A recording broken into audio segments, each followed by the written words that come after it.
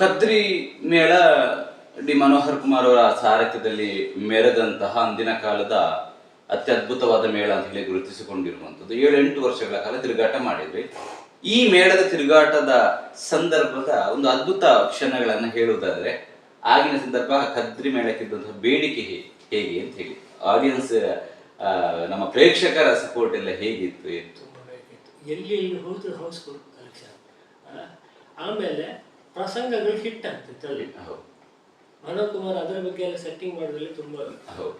ಮತ್ತೆ ಯಾರು ಕಲಾವಿದರು ಏನಾದ್ರು ಒಂದು ಹೇಳಿದ್ರು, ಆದರೆ ಅವರ ಒಂದು ಸ್ವಭಾವವನ್ನು ನನಗೆ ಮೆಚ್ಚಿಗೆ ಆಗುವುದು ಏನಂತ ಹೇಳಿದ್ರೆ, ಒಂದು ಪ್ರಸಂಗ ಆದರೆ ಇವತ್ತಾದರೆ ಅಮ್ಮಣ್ಣ ರೇಂಚ ಕೆಲವು ತುಳುವಲ್ಲಿ ಹೇಳ್ಬೋದು, ಅಮ್ಮಣ್ಣ ರೇಂಚ ಅಂತ ಕೇಳುವರು. ಯಾಕೆಂದ್ರೆ ಹೇಳಿದ್ರೆ ಆವಾಗಲೂ ನಾನು ಒಬ್ಬರೇ ಚೆಂದ ಪ್ರಾರಂಭಿಕ ಶುರುವಾದರೆ ಬೇಟಿಗೆ ಶುರುವಾದರೆ ಬೆಳಿಗ್ಗೆ ತನಕ. ಅಂದ್ರೆ ಅಲ್ಲಿ ನಡೆಯುವಂತ ಎಲ್ಲ ಸೀನ್ಗಳನ್ನು ಮಾತುಗಳನ್ನು ನಮ್ಮ ಕಿವಿಗೆ ಬೀಳ್ತಾ ಇತ್ತು.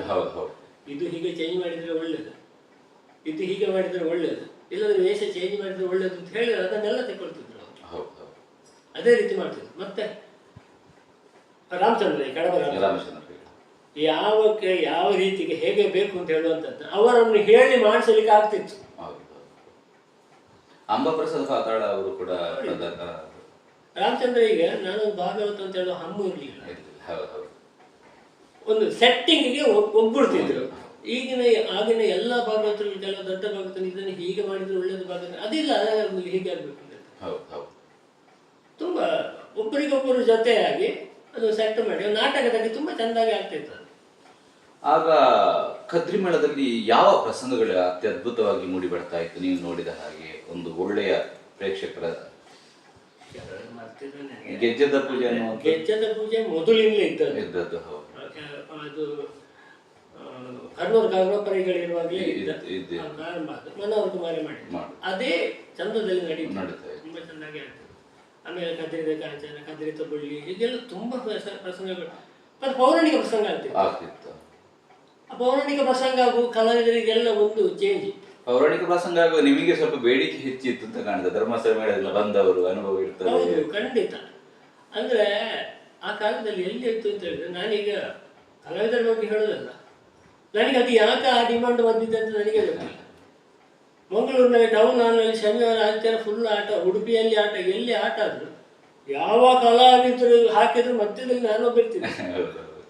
ಅದು ಕರ್ನೂರು ಕರ್ಗಪಡೆಗಳು ಹೇಳಿದ್ರೆ ನೀವು ಬೇಕು, ನಮಗೆ ಎರಡಕ್ಕೂ ಆಗ್ತದೆ, ಚೆಂದಗೂ ಆಗ್ತದೆ, ಮೊದಲಿಗೆ ಆಗ್ತದೆ.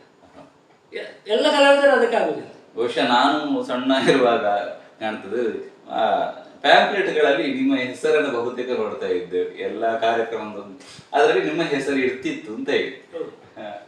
ಅಲ್ಲ, ಕಾರ್ಯಕ್ರಮ ಸಂಯೋಜಕರೇ ಹಾಗೆ, ನೀವು ಬರಬೇಕು. ಎಷ್ಟೋ ನನಗೆ ಒಂದು ಅಭ್ಯಾಸ ಅಂತ ಹೇಳಿದ್ರೆ ಯಾವುದಾದ್ರೂ ಸಮಯಕ್ಕೆ ಸರಿಯಾಗಿ ಹೋಗುವಂತ ಅಭ್ಯಾಸ. ಹಾಗೆ ಅಂತ ನನ್ನದು ಮುಗಿಯಿತು ಅಂತ ಹೇಳಿ ಮಧ್ಯರಾತ್ರಿಯಲ್ಲಿ ಎದ್ದುಕೊಂಡು ಬರುವ ಅಭ್ಯಾಸವೂ ಇಲ್ಲ. ಅದು ಫುಲ್ ಅದನ್ನು ಅನುಭವಿಸಿಯೇ ಬರೋದು. ಎಷ್ಟೋ ಸಲ ಕೆಲವು ಆಟಗಳಿಗೆ ಟೌನಲ್ಲಿ ಆಟದಲ್ಲಿ ನೋಡ್ತೇನೆ, ಹೊತ್ತಿಗೆದ್ದು ಹಿಮ್ಮೇಳದವರು ಬರೆದಿದ್ದ ಸಂದರ್ಭಗಳೇ ಉಂಟು. ಹಾಗೆ ಒಂದು ಕೆಲವು ಸಲ ಉತ್ತಮ ಕಲಾವಿದ ಅವನ ವಿದ್ಯೆಗೆ ಮರ್ಯಾದೆ ಇರ್ತದೆ, ಮತ್ತೊಂದು ಸಲ ಅವನ ನಿಷ್ಠೆಗೂ ಮರ್ಯಾದೆ ಇರ್ತದೆ. ಹೀಗೆ ಕದ್ರಿ ಮೇಳದಲ್ಲಿ 8 ವರ್ಷ ತಿರುಗಾಟ ಮಾಡಿ ತದನಂತರ ಕದ್ರಿ ಮೇಳ ಏನೋ ನಿಂತು ಹೋಗ್ತದೆ ನನ್ನ ಕಾರಣಗಳಿಂದ ಅಂತ ಹೇಳಿ. ಆ ನಂತರ ನೀವು ಏನ್ ಡಿಸೈಡ್ ಮಾಡ್ತೀರಿ ಕದ್ರಿ ಮೇಳದಲ್ಲಿ? 1 ವರ್ಷ ಹೋಗ್ಲಿಲ್ಲ. ಆಮೇಲೆ 1 ವರ್ಷ ಶಬರಾಯರು ಮತ್ತೆ ಯಜ್ಞ ಸ್ವಾಮಿಗಳು ಹೋಗು ಅಂತ ಹೇಳಿದ್ರು. ಮಂಗಳದೇವಿ ಮೇಳಕ್ಕೆ ಹೋಗಿ, ಮಂಗಳದೇವಿ ಮೇಳ ಕಿಶನ್ ಕುಮಾರ್ 1 ವರ್ಷ ತಿರುಗಾಟ ಮಾಡಿದೆ. ಆಮೇಲೆ ಬಿಟ್ಟಿದೆ, ಮೇಳ ತಿರುಗಾಟ ಸಾಕು ಅಂತ. ಆಮೇಲೆ ಎಡ್ಡೀರ್ ಮೇಳ ಪ್ರಾರಂಭ ಆಯಿತು. ಗುರುಗಳು ತುಂಬ ಒತ್ತಾಯ ಮಾಡಿದ್ರು, ಆದರೆ ನಾನು ಅದಕ್ಕೆ ಅತಿಥಿಯಾಗಿಯೇ ಹೋಗುವುದಷ್ಟೇ ಅಲ್ಲದೆ ಕಾಯಮ ಹೋಗ್ತಿರಲಿಲ್ಲ. ಅಂದರೆ ಆ ಸಮಯದಲ್ಲಿ ನನ್ನ ತಂದೆ ತೀರ್ಕೊಂಡ್ರು. ಆಮೇಲೆ ಇಲ್ಲಿ ಕೃಷಿ ತುಂಬ ಉಂಟು. ನಾನು ಮೇಳಕ್ಕೆ ಹೋಗುವಂಥ ಪರಿಸ್ಥಿತಿಯಲ್ಲಿ ಉಂಟಲ್ಲ, ರಾತ್ರಿಯಿಂದ ಬೆಳಿಗ್ಗೆ ಜಂಡ ಮಾಡ್ತೀವಿ, ಇಲ್ಲಿ ಬಂದು ಪಂಪು ರಬ್ಬರ್ ಗುಡ್ಡೆ ಅಂತ ಓಡ್ಕೊಂಡಿರ್ತಾರೆ, ವೆಹಿಕಲ್ಗಳಿಲ್ಲದ ಸಂದರ್ಭಗಳು.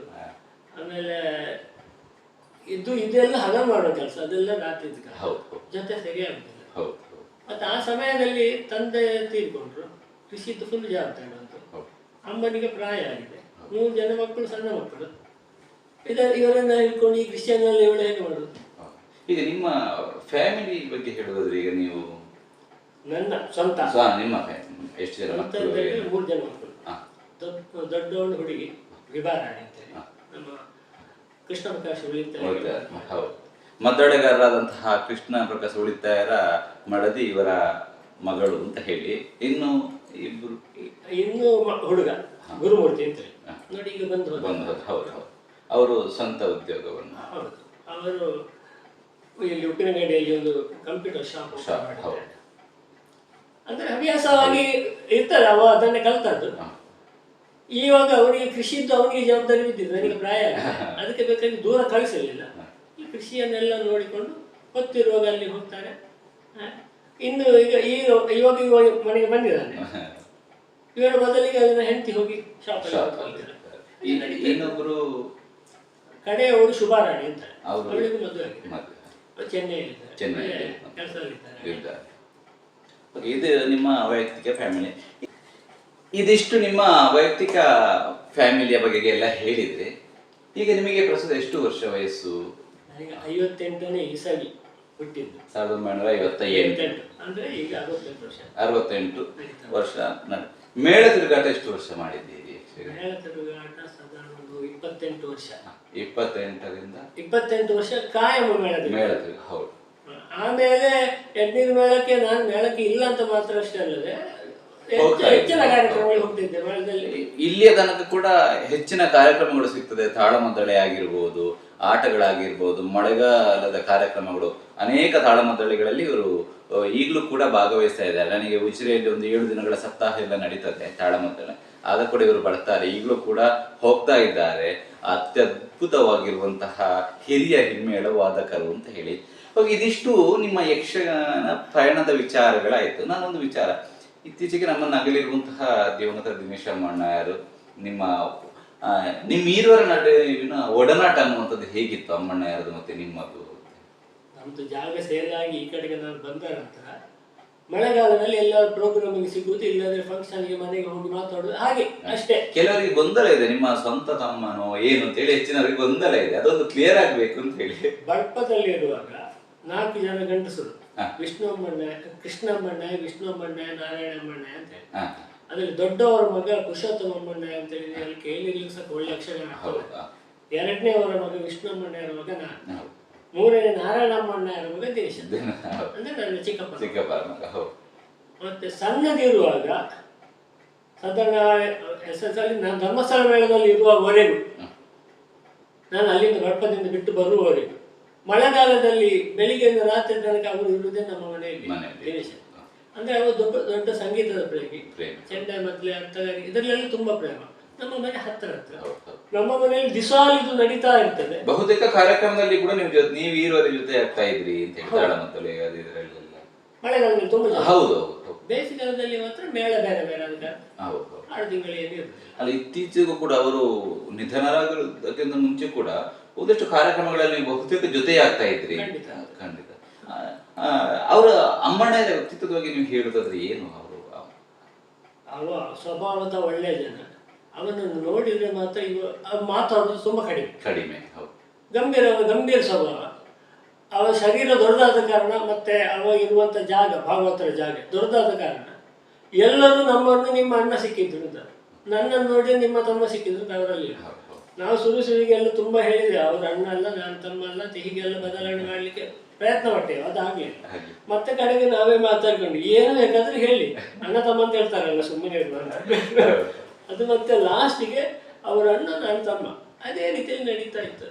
ಈಗ ನೀವು ಮದ್ದಳೆ ವಾದಕರಾಗಿ ಅಮ್ಮಣ್ಣಯ್ಯರ ಪದ್ಯದ ಬಗೆಗೆ ಏನು ಹೇಳ್ತೀರಿ? ಇದು ಹೇಳಿದ್ರೆ ನಮ್ಮನ್ನೇ ನಾವು ಹೊಗಳಿಕೊಂಡಾಗ ಆಗ್ತದೆ. ಅಲ್ಲ, ಅವರ ಹೇಳಬಹುದು. ಅದ್ಭುತ ಮದ್ಲೆಗಾರ ಆಗಿದ್ದವರು, ಸ್ವಾಭಾವಿಕವಾಗಿ ಅವರಿಗೆ ಲಯ ಬಂದದ್ದು. ಅವರು ಮೊದಲಗಾರಿಯಾಗಿ ಇದ್ರು ಅವರು ಭಾಗವತಿಗೆ ಮಾಡ್ಲಿಕ್ಕೆ ಮೊದಲು ಕೊಂಡಾವ ಮೇಳದಲ್ಲಿ ಮೊದಲಗಾರ ಅಧ್ಯಾಯ ಶಂಕರನಾರಾಯಣ ಭಟ್ರು ಅಂತ ಅವರು ಮಂಡ್ಯಚರಿಗೆ 1 ವರ್ಷ ಮೊದಲಗಾರಿಸಿದ್ದಾರೆ. ಉತ್ತಮ ಲಯ.